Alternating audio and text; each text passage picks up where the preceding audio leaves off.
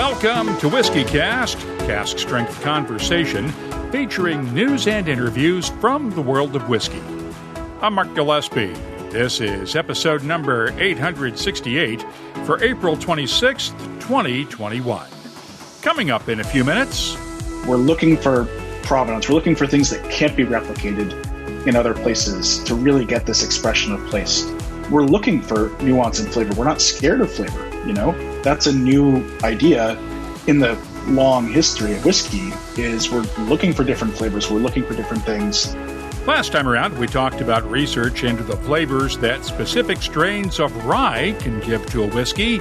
This week, we'll do the same with barley.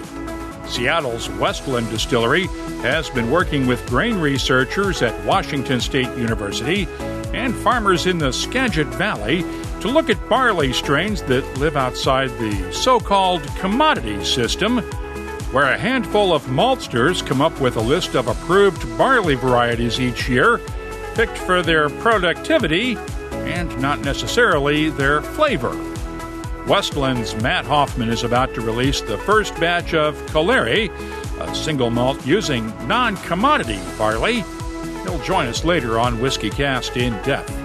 I'll also have the What I'm Tasting This Week department, your voice, behind the label, and the driver for me, it's like, how do I want to spend this last chapter of my life? Do I want to continue to remain a corporate employee working for Jack Daniels? They were very good to me.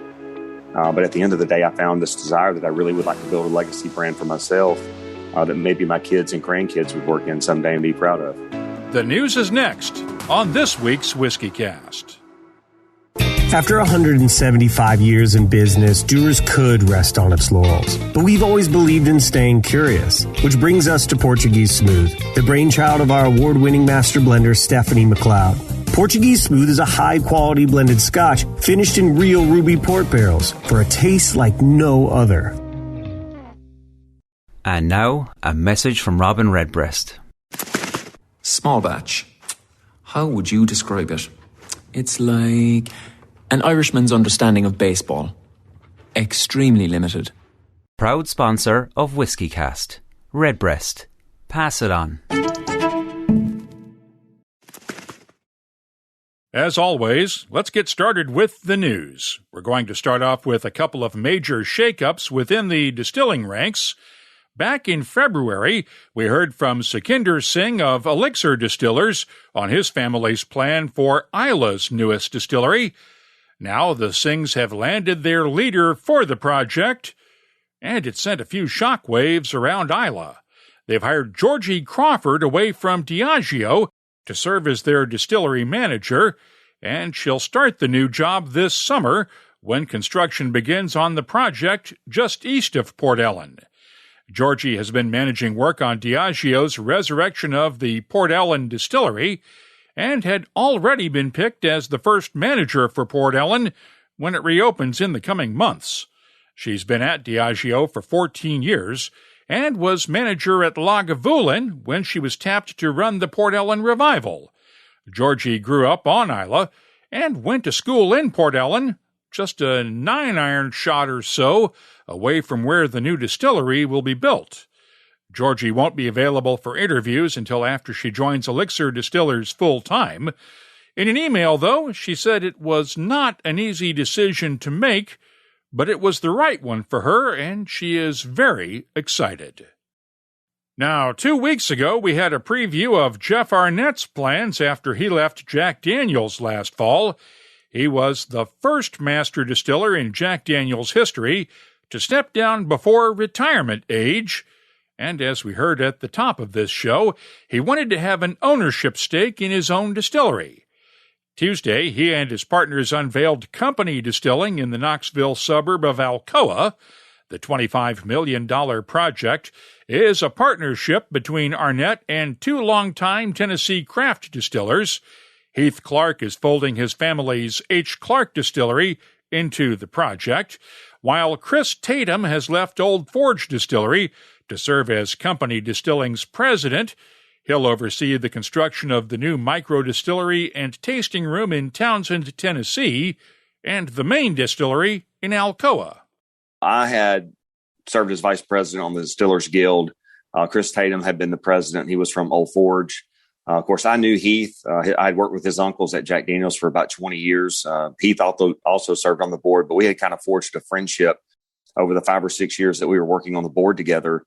And then as we were beginning to casually have conversations to say, what I would do differently if I started over. And for me, what I would do if I were to leave Jack Daniel's, what I would want to do, and finding that we had sort of a common vision of what we would like to be, which is maybe more than just a whiskey company, but, a full portfolio spirits company. And I'll let Heath talk more about it, but his passion was gin making.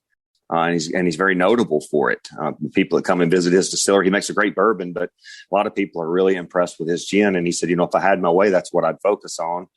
And then being the very best at that. And I'm like, well, and I want to be a whiskey maker, but if we, joined in partnership together, then you could do what you want to do. I can do what I want to do. We can swap, products between us, and we can build multiple facilities, each with a specialty where each facility is designed to do one thing really well, even though they may be multi-purpose. But, we could create and link together 3 distilleries, making flavored products, vodka, whiskey, bourbon, gin, and do it, as friends in partnership together with some ownership. The Distillers are bringing their talents, while the Clayton family is bringing the money. Kevin Clayton is the CEO of Berkshire Hathaway-owned Clayton Homes. Corey Clayton is his nephew and has a background in construction management. The Townsend Distillery has now received local government approval and is expected to open this fall, while the Alcoa Distillery is part of the Clayton family's Springbrook Farm development and will repurpose a former brick mill on the site. It's expected to open next year. Clark's Distillery in Thompson Station will also get an expansion next year to add a new tasting room, retail store, and tours. Company will release its first whiskey later this year, a wheated bourbon finished in maple barrels. And, by the way, the name comes from the old term for family guests, as in companies coming over. You can catch my entire conversation with Jeff Arnett and Heath Clark in the news section at whiskycast.com. That distillery is being built with sustainability in mind. And also on that front, Beam Suntory is committing around $500 million to improve the sustainability of its distilleries around the world. We reported on one of those projects a couple of weeks ago, as Scotland's Glengarry Distillery will be installing a new direct-fired heating system for its stills that will reduce the distillery's carbon footprint. Beam Suntory's overall goal is to reduce greenhouse gas emissions from its production facilities 50% by 2030, while becoming carbon negative by 2040. Another example, the new Fred B. No craft distillery that's being built right now on the Jim Beam campus in Claremont, Kentucky, will be Beam Suntory's first distillery to run completely on renewable energy. There are also goals for 2030 to reduce water usage company-wide by 50% and plant more trees than the company harvests to use for barrels. That will require planting 500,000 trees a year. In addition, Maker's Mark has teamed up now with the University of Kentucky to create a new range-wide repository with more than 300 unique versions of American white oak trees at the distillery's Star Hill Farm in Loretto, Kentucky. In Scotland, Diageo's Johnny Walker brand has now committed to make its production 100% carbon neutral by 2030. That includes 100% use of renewable energy and packaging that is either recyclable, reusable, or compostable. There will also be investments to restore peatland and forests in Scotland as well. Meanwhile, Diageo's Talisker Distillery has released its oldest bottling on record, and there's an environmental aspect of sorts to this one as well. The 43-year-old Expedition Oak was finished in staves that were sailed across the Atlantic Ocean. Explorer James Aiken completed a 3,300-mile solo voyage across the Atlantic, following the same course used by the rowing teams in the Talisker Whiskey Atlantic Challenge each year. The staves were then returned to Scotland and turned into casks. The Talisker Expedition oak bottles come with a piece of one of those staves. 1,830 bottles are available in China, Taiwan, the U.S., Australia, and Europe. The recommended retail price, $4,000 each. Other new whiskies announced this week. The first mature release from England's Oxford Artisan Distillery is a rye whiskey distilled from heirloom rye grain just after the distillery started production back in 2017. It's available in the UK with a suggested retail price of £95 a bottle. Also in England, the Lakes Distillery has released Davil Gandhi's Whiskey Maker's Reserve No. 4 single malt. It's matured in a combination of Oloroso, Pedro Jimenez, and red wine casks. It's available in the UK for £65 a bottle. And the Glasgow Distillery sold out of its first distillery exclusive bottling in just days. The Cooper's cask release was a collaboration between the distillery and Kelvin Cooperage in Kentucky. They took unpeated spirit from a port wine cask filled back in 2015 and finished it in a one-of-a-kind hand-built cask. Half of the staves came from the distillery's used barrels, while the other half were heavily charred virgin oak staves from Kelvin. Only 403 bottles were produced. While there will not be an in-person Campbellton Malts Festival next month because of the pandemic, Glen Scotia is releasing its festival bottling anyway. It's a 10-year-old single malt finished in first fill Bordeaux red wine casks. It's available in the UK for £49.95 a bottle, and there will be a virtual version of the Campbellton Festival from May 25th through the 27th online. The Whiskey Exchange is releasing several new exclusive bottlings, a 15-year-old Kalila Connoisseur's Choice selection from Gordon and MacPhail, along with a 13-year-old Kilhoman Bourbon cask release. There are also 2 single malts from Glenfarclas, a 15-year-old bottled at the old 100 degrees British proof, or 57.1% ABV, and a 21-year-old bottled at 54.2% ABV. Jameson was one of the earliest brands to finish its whiskey in beer barrels with the Caskmates range, but the latest Jameson Crested release follows up on that inspiration. Jameson worked with Cork's 8 Degrees Brewing to produce Belgian-style triple beer in ex-Middleton sherry casks, then brought the casks back to the distillery to finish Jameson Crested in them for 4 months. Only 6,000 bottles are available at select retailers in Ireland, as well as Jameson's online shop. The price, €50 a bottle. Finally, here's a quick update. Annabelle Thomas of Scotland's Nicknean Distillery was our guest on WhiskyCast a couple of weeks ago, just as she was starting her maternity leave. Got word this week that baby Alice made her debut the other day. Annabelle and Alice are both doing well, along with Father Hugh and big sister Amelia. Congratulations to the entire family. You can keep up on the latest whiskey news all week long at whiskycast.com. Don't forget to join us each Friday night for the Happy Hour live webcast. We start at 5 p.m. New York time, 2100 GMT on the WhiskyCast YouTube channel, along with our Facebook page, Twitter, and Twitch. If you missed Friday night's webcast with Brian Kinsman of William Grant & Sons, the on-demand replay is available right now on our YouTube channel, along with replays of all of our past webcasts.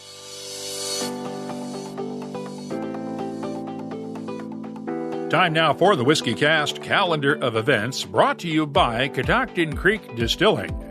Art Begg's Monsters of Smoke bus tour is underway across the U.S., where public health restrictions allow. This week there are tour stops in Texas and Oklahoma, and Las Vegas is on the calendar for next week. We have the latest schedule of tour stops on the calendar at the WhiskyCast website. The Our Whiskey Virtual Whiskey Festival gets underway this Thursday with weekly events through May. The virtual edition of the Spirit of Speyside Festival starts this Thursday and runs through Sunday online. And the Spirit of Toronto Festival's Discovery series of virtual tastings kicks off Friday night with online events throughout mid-May. The Flatiron Room in New York City has its first in-person Whiskey 101 class in more than a year this coming Thursday night. And this Saturday is Derby Day in Louisville. Old Forester Bourbon is holding its second annual Turtle Derby on its YouTube channel Saturday. Back in January, IndyCar driver James Hinchcliffe told us about his Stop and Go Foundation's special bourbon barrel pick. The foundation has its annual bourbon benefit Monday night, May 3rd, at West Fork Whiskey Company in Indianapolis, and a bottle of that bourbon is included with tickets to the event. Right now, we have more than 150 virtual and live whiskey events around the world on our searchable calendar at whiskycast.com. Of course, those live events are still subject to change on short notice, depending on pandemic-related local health restrictions. So please make sure you check with event organizers before you make any travel plans. The calendar of events is brought to you by Catoctin Creek Distilling, makers of the Virginia Rye Whiskey. You'll find their Roundstone Rye at fine whiskey shops in 26 U.S. states, 3 continents, and worldwide online. Visit the Where to Buy page at catoctincreekdistilling.com to find a retailer near you. And please drink responsibly. And now, a message from Robin Redbreast. You know, people always ask me, does Redbreast go better with ice or without? Would it go well with figs, dark chocolate, apple crumble? Is there one particular thing I should enjoy it with? I tell them, yeah, other people. Proud sponsor of WhiskyCast. WhiskyCast In Depth is brought to you by Oban and the entire Classic Malts lineup. Last week we discussed the impact that different strains of rye can have on whiskey. After all, there is just as much complexity in rye as there is in other grains. We have known about that complexity and diversity in barley for generations, and distillers are always looking for the next best strain of barley that comes along. However, those barley strains generally come from a commodity system that is geared more for yield in the field, and not always the most flavor in a whiskey, because distillers are not the target market for most of that grain. Westland Distillery in Seattle has an advantage when it comes to getting outside of the commodity market. The Skagit Valley, north of Seattle, is home to one of the most creative groups of farmers around, along with an independent maltster and a barley maverick at the local Washington State University Extension campus. Next month, Westland will release Colere, the latest extension in its Outpost range, a single malt made with locally grown heirloom barley from the Skagit Valley. And Westland's Matt Hofmann joined me on a Zoom call this week to get granular about the grain he and his team have been working with. We talked briefly about Colere when you were on with Steve Jones back in November on the webcast. But it's finally coming out, so for those who are not aware, tell us what you did with this one. Yeah, so colere, which is a Latin word, and it means to cultivate. Colere is a new whiskey, fundamentally new whiskey for us at Westland. It joins Gariana in this range of 3 products we're calling the Outpost range, along with Solum, which is our to-be-released locally peated whiskey. And basically what we're doing with the whole Outpost range is these are all points of exploration for us at Westland. So we said, let's look at the fundamental building blocks of single malt whiskey. And we're doing this here in the Pacific Northwest. There's obviously no history of making single malt here in the Pacific Northwest. So we're exploring these fundamental building blocks of single malt, of barley, of oak, and of peat in this specific region, but also doing so in a way that's very much not trying to copy what you see in Scotland, but trying to very much lean into Pacific Northwest versions of these things. And people have seen that with Gariana for some time now. With Colere, it's been a project we've been working on since 2012. And that started with this journey where we said, okay, in 2012, we were a 2-year-old business at that time. We had found the limit of what the commodity agricultural system could provide us, could provide any distillery, to be fair. The commodity agricultural system, which dominates the Western world, provides every distillery, basically, and every brewery, a handful of approved, quote unquote, barley varieties that they can use to make whiskey. And those barley varietals are always chosen to be the same, to conform to a standard for malting, to conform to a standard for farming, and of flavor. And so, there's a lot of debate that goes on in the whiskey world about, barley flavor, how much of that does that matter? The problem is that a lot of people are just looking at these handful of varietals that are chosen by the, malting community, whether it's in the US or in the UK, and they're saying, well, they taste pretty similar. Well, that's because they were bred literally to taste the same. So the whole point of this Colere project for us is to break out of the commodity system entirely, is to go to barley varietals that wouldn't be approved for the commodity system no matter what. Things that are chosen uniquely for flavor and things that are going to work in very specific locations, whereas commodity is about growing the same barley varietal in Washington State all the way over to Wisconsin, and all the way down to Texas. We're looking at something that maybe only works in one part of, half of Washington State, for example.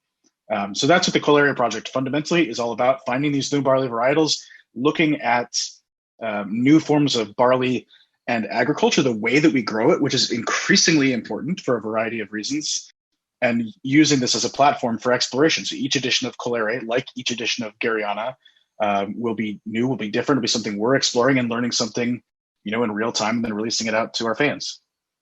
Explain how you're working with Washington State University and Dr. Steve Jones at the Bread Lab, because he has a wealth of knowledge about heirloom strains of barley and things that haven't been grown in years. Yeah, absolutely. So the Bread Lab is part of an agricultural extension center of Washington State University. The primary Washington State University campus is in Pullman, which is on the Washington-Idaho border. We're over here, Seattle, and then an hour's drive north up to the Skagit Valley. That's where this agricultural extension center is. And first of all, the agriculture in these two places is totally different. The Palouse is very much, so eastern Washington State is very much similar to a lot of the plain states, as I said, basically from Washington State to Wisconsin. But Western Washington, the climate is very different. More like the UK, more moisture, doesn't get as hot in the summer, doesn't get as cold in the winter. So Dr. Steve Jones is up here at this extension center, and the reason he's there is because he broke out of the commodity system, had a rough breakup with the commodity system, got frustrated with it, and was basically set up here in this little station to say, I want to explore, for him initially wheat and now barley and then a variety of other grains. I want to explore things that are going to help make the farmers money instead of making a better Wonder Bread, right? I want to help something that can be grown organically rather than, designed to be sprayed. And I want something that tastes good, and this sounds like an obvious idea, especially the latter one, but the grain industry, the commodity grain industry in this country and in most of Europe as well, is not focused on flavor. It just isn't. It's not a consideration. I once saw a presentation by somebody in Scotland, a grain breeder who was looking at quality, and quality was a measurement of yield, and not quality of flavor. So what Dr. Steve Jones has done is he's really revolutionized the approach in terms of getting out of the commodity system, which focuses on conformity, spraying it with chemicals, make a better Wonder Bread, versus flavor, low environmental impact, and the farmers earning a living. So we started working with him in 2012 to find these, not only these new barley varietals, these old barley varietals, like heirloom varietals, but he's taking the good parts of them and he's finding those and say, look, if this doesn't yield really well, right? I mean, yield, I think in this industry, and people say it a lot, and we've said it a lot, that yield can be the enemy of flavor. But that's not entirely true. Sometimes, if you don't yield well in the field for the farmer is not going to earn any money. And there's no way that this is going to be a viable thing. So what Dr. Jones is doing is he's finding these really cool varietals that aren't on the commodity system. He says, who cares if they're on the commodity system or not? And let's let's make sure they work in the modern era with modern farmers. Can they be grown? Can they yield well? Because there's no subsidies for barley, remember? There's subsidies for corn in this country. There isn't for barley. So the farmers have to be able to earn a living growing these things. So he's crossing those against, modern higher yield varietals, and he's looking for varietals that have tremendous flavor and can be grown at a kind of economic value for the farmers here in Washington State. And I know that in some of the work he's been doing, these varietals are actually getting better yields than some of the commodity strains of barley. Yeah, absolutely. That's the really funny thing. And that's because the commodity strains are about appealing to the lowest common denominator. The commodity strains are about, Copeland is the main commodity varietal that's used in North America right now. And Copeland needs to grow from Washington State to Wisconsin. There's a lot of similarities in some of those climates, but there's also a lot of differences, different soil types, things like that. But when you begin to break out of the commodity system, you begin to say, I want to find this varietal that's going to grow really well in this spot. And in the Skagit Valley is an 80,000 acre agricultural area. It's not huge for the United States, but when it grows there, it really grows well. It thrives. So a great example of a varietal that we've made whiskey out of, it's not in this Colere edition one yet, but I'm sure it will be in editions in the future because we really like it, is this varietal called NZ151. And NZ151 was nearly tossed out of the Washington State University grain breeding program because it didn't yield well in Eastern Washington State. They pulled it over here to Western Washington State, and they got a yield of 4 tons per acre to the farmer. Now, a great yield of barley to a farmer in the United States is 3 tons an acre. So they're beating that by 33%, but that only works in Western Washington State. It doesn't work in Eastern Washington State. But they say, look, that's okay. We don't need to create, the universal barley varietal here. We can focus on farmers here in this place. Maybe the farmers in Western Washington use this varietal. Eastern Washington, they use that sort of varietal. So the crazy thing is you can have it all so long as you design a system that can handle complexity. And that's not what the commodity system is designed to do. And that's what Steve Jones has really revolutionized. How hard was it for you to get farmers to go along with this, though, and to grow the barley for Colere? So funny enough, Mark, the farmers are central to this because farming in the U.S. is quite a complicated thing. People have no idea, and myself included, when we first started getting into this, how complicated farming is. Farmers in a lot of this country are doing mono and bi-crop agriculture, right? So corn or corn soybeans, and they supplement with any other nutritional things they get. What you see in the Skagit Valley and a couple of other pockets around the U.S., but by far it is not normal anymore in the U.S., is a very diverse set of crops. 80 different crops of commercial significance are grown in the Skagit Valley. Not 80 different types of barley, but 80 different crops in total. And that's a lot, especially for a place that's 80,000 acres in size. So the thing is that these farmers, and they make money growing heirloom potatoes, tulips. This is the biggest tulip growing region outside of Holland. All sorts of things, cabbage, high-end stuff. Basically, everything is shooting for the high end west of the Cascades because they can't compete with the middle of the country on price. So compete on quality, go for the best. The thing is, they need to be growing barley here. This is the beauty of what barley does in an agricultural system, is that barley does a couple of really, really key things. The first thing is it adds carbon back to the ground. It adds organic matter into the soil. So as I mentioned before, an acre of barley will yield about 3 tons of barley to the maltster. But that same acre will yield 8 tons of organic matter, of carbon, back into the ground, into the soil. So when you're rotating crops, if you're using a crop that takes a lot of organic matter, a lot of carbon out of the ground, you can use barley to help put that stuff back in. So that's one big thing. The second big thing is that barley and small grains in general, wheat and rye also kind of fall into this category, have these great root structures. The root structures penetrate into the soil, and especially in the Skagit Valley, where you've got a clay-based soil, which has a lot of nutrients and it has a lot of richness, but it does have the problem of getting compacted if you're not careful as a farmer. So the beautiful thing is that what barley will do all on its own is help to break up that clay-based soil and help to aerate it and things like that.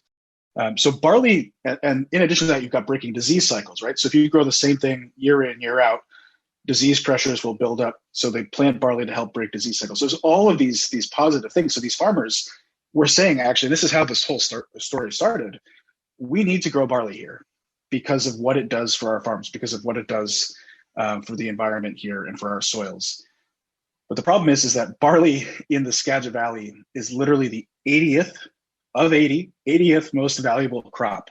If you sell it at feed prices, if it doesn't make the commodity, malting barley spec, it is literally not worth it to grow it, which is crazy. So their whole thing is, we need to grow barley, but the growing conditions here west of the Cascades in Western Washington mean that it's never going to be approved for the commodity system. So help us find a system that can help us develop that. And that's where these farmers started meeting up with Dr. Steve Jones. This is about 12 years ago, and said, hey, what do we do here? How do we grow these new barley varietals and get a value add? And this, in turn, came to the formation of Skagit Valley Malting and said, hey, we can malt these varietals. Who cares what the commodity system thinks? We can malt these crazy purple barleys and these, crazy 6 rows and things that aren't going to be approved by the commodity system. And now the farmers can finally earn a living growing these barley varietals, even though they needed to before. I always knew we could help the environment by drinking whiskey, and now you've just proven it. Any excuse we need, Mark, I'm in it. But no, the thing is, genuinely, and help the farmers at the same time. This is the beauty, is like there is a bit of a holy grail here that when we started in this business, and I started in this business, I had no idea was possible. And this, I would be very clear with everybody, like this is a collection of really great minds, I think, that is happening in the Skagit Valley. It's happening in other pockets of the US as well. But in the Skagit Valley, there's just a lot of kind of right people, right place, right time, where we're saying, okay, if we break away from the idea of the commodity system, what you can have is you can have yield both in the field for the farmer and at the distillery level. You can have that. You can design the varietals to not only be beneficial to the soil, to not only be adding that carbon back to the ground, but you can design them to be grown organically and get into regenerative agricultural systems and things like that. And they can taste great. Like it sounds like a fairy tale, but it's just that nobody's really ever tried, which it sounds absurd, but it's absolutely true. And this could apply to other regions of the country as well. Right? Absolutely. It's not just the Skagit Valley. Absolutely. But the thing is that everyone will be different. This is what the commodity system tries to do, is tries to take all of barley and commoditize it so that the system benefits. So that means you've got one barley varietal grown the same way across the country, and the system benefits from that across the whole of the country. But the U.S. is massive. The U.S. has totally, different geographies and climates and all sorts of things. And if you just begin to break apart from that idea of countrywide scale, you can do this in regions, but you can do it at some degree of scale within those regions themselves. So, if you look at this, let's take, upstate New York, right? You could take the same idea and apply it to upstate New York. Now, upstate New York will have very different environmental conditions, but by embracing those particular environmental conditions, maybe barley isn't the thing in upstate New York. Maybe it is rye, but maybe that's where rye really flourishes, and you can begin to get more precise in there. There's an element of it here where you do need to listen to what your climate and your agriculture is telling you to do. That's the thing, is barley really does thrive here. Barley loves the climate here in the Pacific Northwest, and that's not true everywhere around the US. It can be grown in lots of other places, but by leaning into that, you say, look, this place is meant to grow barley. And if you begin to look around the country in these different places, all of a sudden you can adapt that system to, it is like literally anywhere in the country for their own agricultural systems. It's pretty remarkable. In talking with Mike Swanson for the last episode from Far North Spirits in Minnesota, one of the things he said was that the voice of the farmers is not being heard in all this. And if you were listening to the farmers, would be making better whiskey, because the farmers know what grains work best and what strains of barley and rye and whatever you want to grow work best in their fields. And if we'd only listen to the farmers, we might get better whiskey. Yeah, that's so true. I mean, the commodity system is set up to benefit the people in the middle of the commodity structure.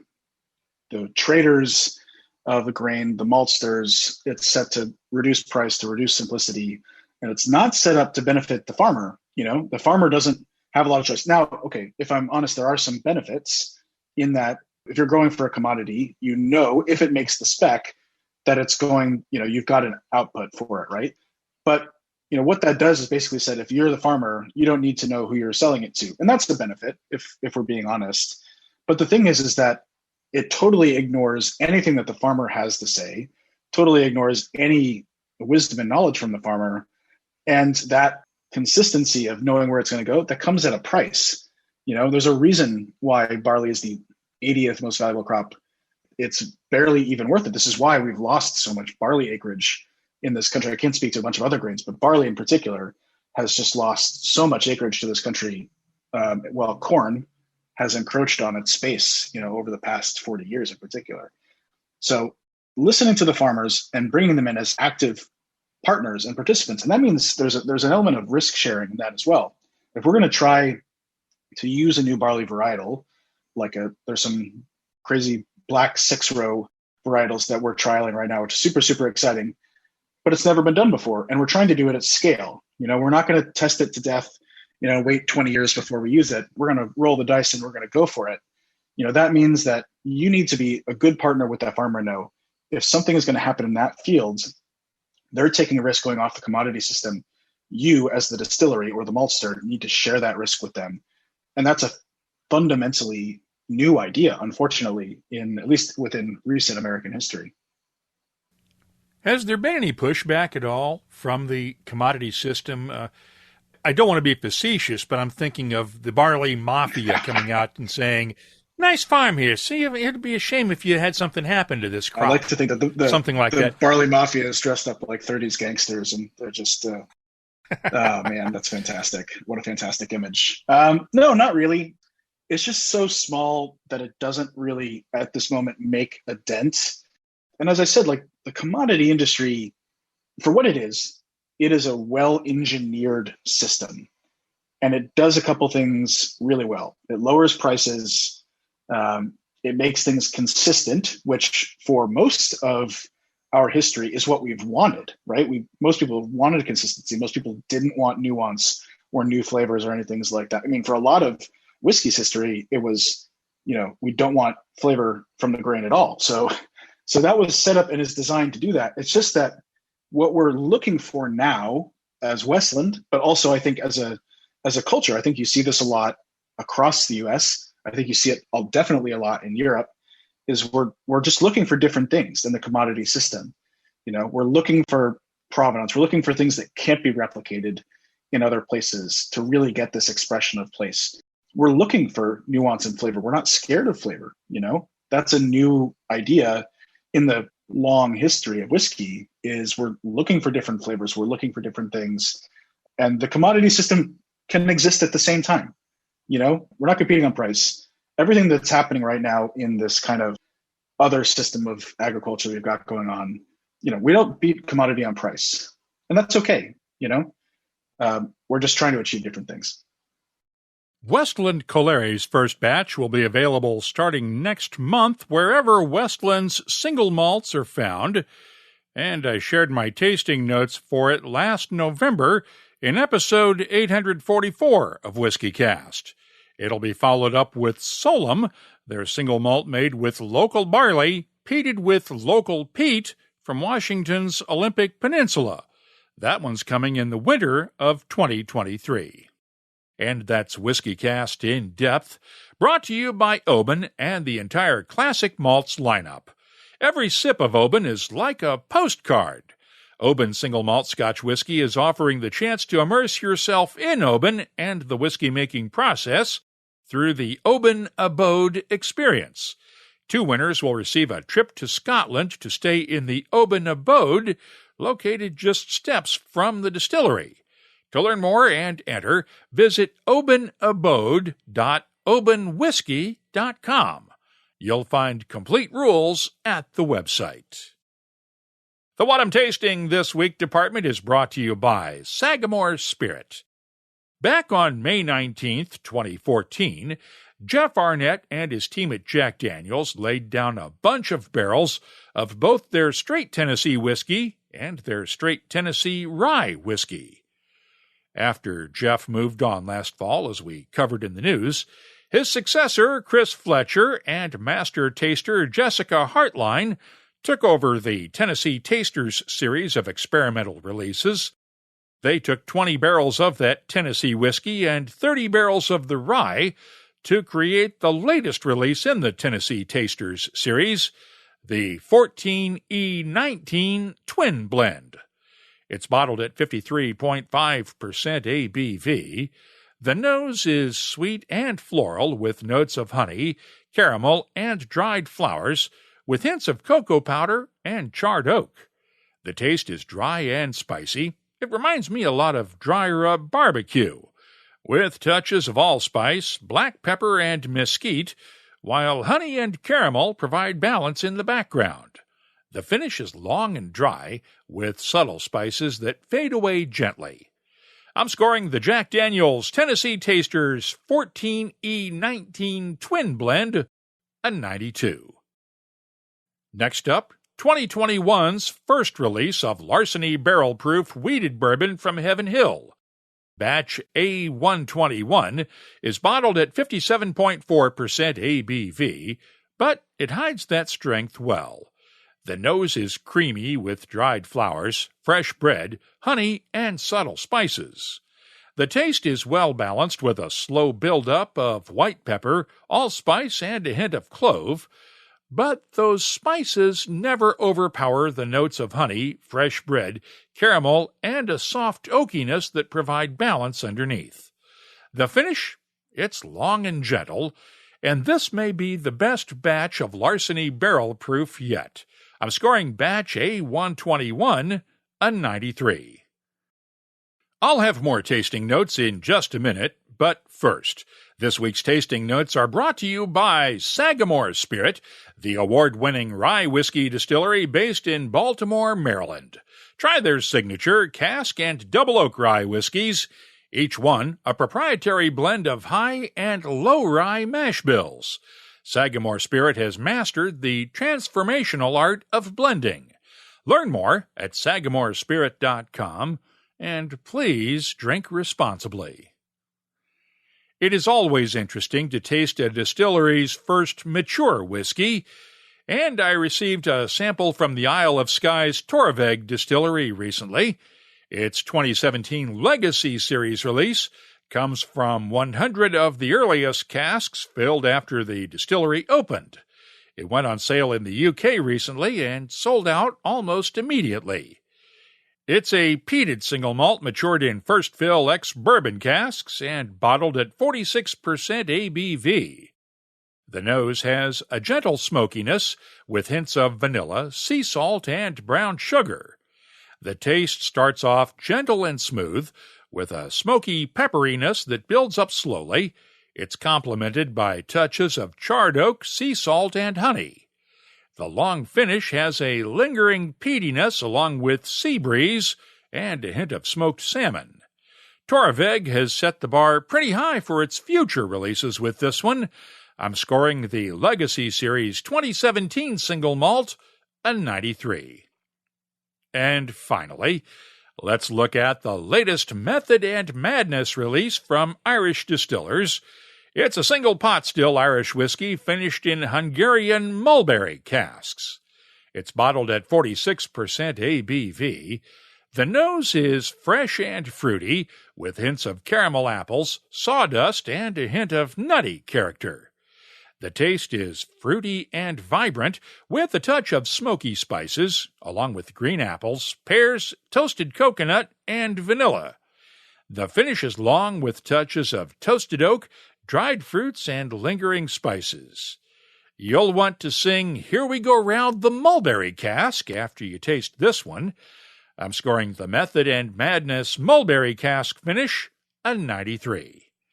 The What I'm Tasting This Week department is brought to you by Sagamore Spirit. I'll be adding these whiskeys to our searchable list of more than 3,100 different whiskeys from all over the world. Check it out this week at whiskycast.com. After 175 years in business, Dewar's could rest on its laurels. But we've always believed in staying curious and pushing boundaries, which brings us to Portuguese Smooth, the brainchild of our award-winning master blender, Stephanie McLeod. Port Smooth is a quality blend of 8-year-old Scotch finished in real ruby port barrels for a rich, complex spirit with notes of red cherries, creamy vanilla, and honeydew melon. It's like no other Scotch on the market, and you can find it right now at a store near you. Let's open up the inbox now for your voice.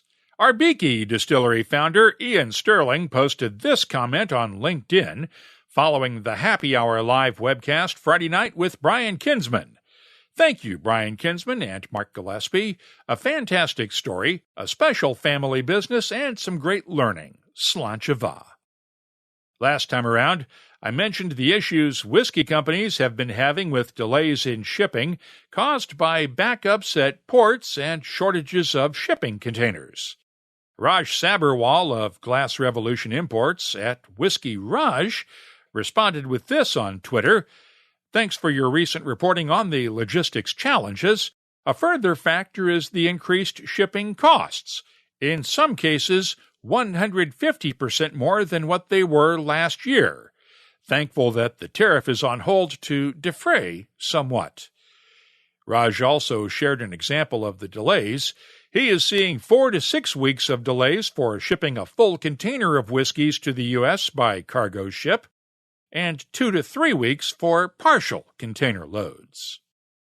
If there is something you'd like to share with whiskey lovers around the world, you can always get in touch with us on Twitter, Facebook, or Instagram at WhiskeyCast. The email address is comments@whiskycast.com. Let's close out the show now with Behind the Label, our look at the history, science, and other things that combine to make whiskey unique. It's brought to you by Writer's Tears. Whiskey clubs have become popular around the world, and you might just be surprised by some of the people who take part. Brian Kinsman was my guest on the Happy Hour live webcast Friday night. Of course, he's the malt master for Glenfiddich and most of the William Grant & Sons spirits portfolio. One of the questions near the end of the show came from Graham Fraser in the UK, asking what Brian's favorite non-William Grant spirits were these days. And that's when Brian told us about his whiskey club. In lockdown, I've tried more non-William Grant whiskies than I've ever tried before, because you'll know John Ramsay.